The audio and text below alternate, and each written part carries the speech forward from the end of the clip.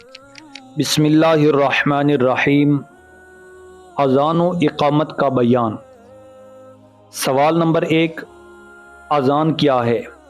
جواب، اذان عرف شرع میں ایک خاص قسم کا اعلان ہے جس کے لیے الفاظ مقرر ہیں۔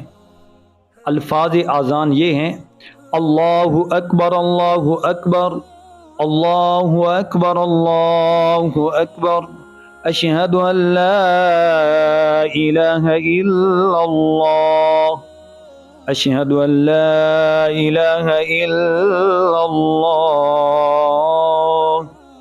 اشہد ان محمد رسول اللہ، اشہد ان محمد رسول اللہ، حی علی الصلاۃ، حی علی الصلاۃ، حی علی الفلاح، حی علی الفلاح، اللہ اکبر، لا الہ الا اللہ۔ سوال نمبر 2، تمام اوقات کی اذان کے لیے یہی کلمات ہیں؟ جواب، صبح کی اذان میں حی علی الفلاح کے بعد الصلاۃ خیر من النوم کہنا مستحب ہے۔ سوال نمبر 3، نماز پنجگانہ کے لیے اذان دینے کا کیا حکم ہے؟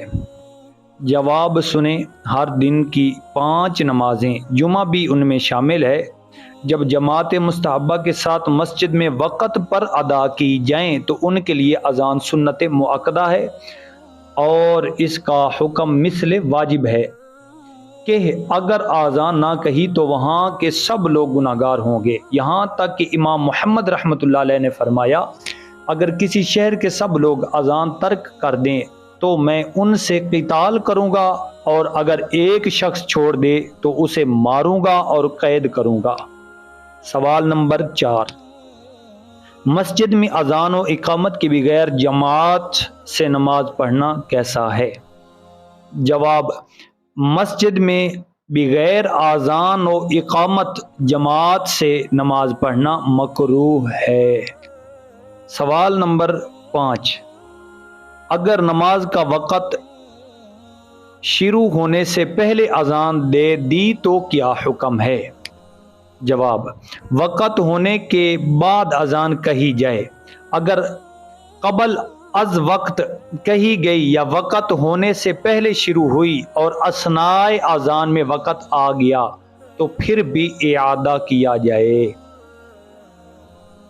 سوال نمبر 6، کیا فرائض کے علاوہ باقی نمازوں کے لیے بھی اذان ہے؟ فرائض، جواب یہ ہے، فرائض کے سوا باقی نمازوں مثلاً وتر، نماز جنازہ، عیدین، تراویح، نوافل میں اذان نہیں۔ سوال نمبر 7، کس کس موقع پر اذان دینا مستحب ہے؟ جواب یہ ہے، وقت ولادت بچے کے کان میں،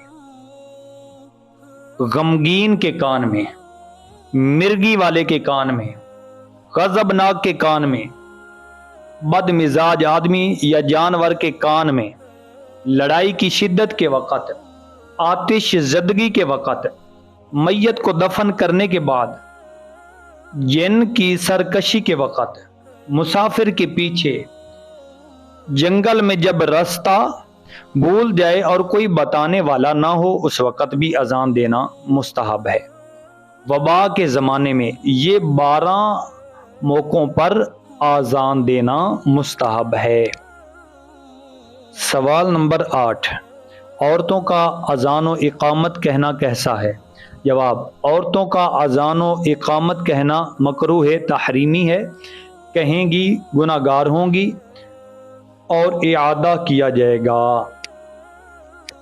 سوال نمبر 9، کن کی اذان مکروہ ہے؟ جواب، فاسق اگرچہ عالم ہی ہو، نشہ کرنے والے لوگ، پاگل، ناسمجھ بچہ، جنبی، ان سب کی اذان کا اعادہ کیا جائے۔ سوال نمبر 10، سمجھدار بچہ، غلام، اندھے اور بے وضو کی اذان کا کیا حکم ہے؟ جواب: سمجھدار بچہ، غلام، اندھے اور بے وضو کی اذان صحیح ہے، مگر بے وضو اذان کہنا مکروہ و ناپسندیدہ ہے۔ سوال نمبر 11، اگر اذان کے دوران مؤذن مر گیا یا کسی اور وجہ سے اذان مکمل نہ ہو سکی تو کیا کرے؟ جواب یہ ہے، اگر اذان کے دوران مؤذن مر گیا یا اس کی زبان بند ہو گئی یا رک گیا اور کوئی بتانے والا نہیں، یا اس کا وضو ٹوٹ گیا، وہ وضو کرنے چلا گیا یا بے ہوش ہو گیا، تو ان سب صورتوں میں سرے سے اذان کہی جائے، وہی کہے خواہ دوسرا کہے۔ یہ قید نہیں کہ وہی کہے تو ٹھیک ہے، دوسرا کہہ دے تو پھر بھی ٹھیک ہے۔ سوال نمبر 12، بیٹھ کر اذان کہنا کیسا ہے؟ بیٹھ کر اذان کہنا مکروہ ہے، اگر کہیں اعادہ کرے۔ سوال نمبر 13، اذان کس طرف رخ کر کے دینی چاہیے؟ جواب یہ ہے، اذان قبلہ کی طرف منہ کر کے دینی چاہیے، اس کے خلاف کرنا مکروہ ہے، اگر کہیں تو اس کا اعادہ کیا جائے۔ سوال نمبر 14، دوران اذان بات چیت کرنے کا کیا حکم ہے؟ جواب: اثناء اذان میں بات چیت کرنا منع ہے، اگر کلام کیا تو پھر سے اذان کہے۔ سوال نمبر 15، اذان میں لحن کرنا کیسا ہے؟ جواب: کلمات اذان میں لحن حرام ہے، مثلا اللہ یا اکبر کے حمزہ کو مد کے ساتھ اللہ کو اللہ، یا اکبر کو اکبر، یا اکبر کو اکبار، مثلا اللہ اکبر، یہ تمام الفاظ غلط ہیں۔ لفظ کیا ہے؟ اللہ اکبر، یہ پڑھنا درست ہے۔